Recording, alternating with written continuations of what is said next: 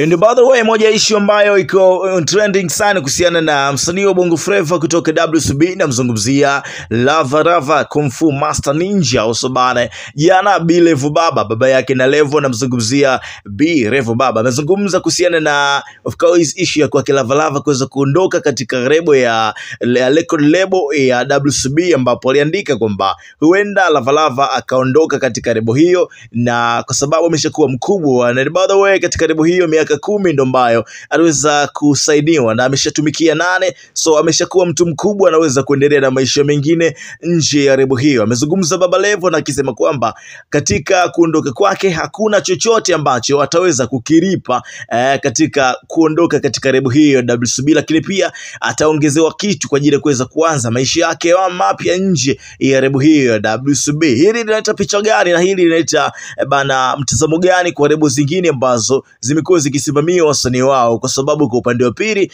tuna Ibra ambaye of course anasakata la kulipa bilioni 1 katika rebo yake ya Konde Gang ambako yuko Harmonize TZ. So jambo hili limezua utata kinoma kwenye mitandao ya kijamii, na of course mwaka huu 2024 wasanii wengi sana wameonekana kuchomoka katika rebo zao, akiwemo Mbosso Kane. WCB ameweza kuondoka pia, lakini pia Lava na yuko kwenye test za kuweza kuondoka katika rebo hiyo, lakini pia Mkali Iyami kutoka African Princess label na ameshaweza kusign kuweza kuondoka katika rebo hiyo. Mac Voice pia alishaondoka kitambo sana katika rebo ya of course ya Next Level Music, na Ibra naye yupo kwenye sakata la kuweza kulipa bilioni 1 ili kuweza kuondoka katika rebo hiyo ya The Konde Gang. Sasa hili linaleta picha gani? By the way, kurudi kwa Lava ameandika Baba Levo kwamba yuko tayari kuweza kuondoka katika rebo hiyo kwa sababu ameshakuwa mkubwa na anaweza kujitegemea.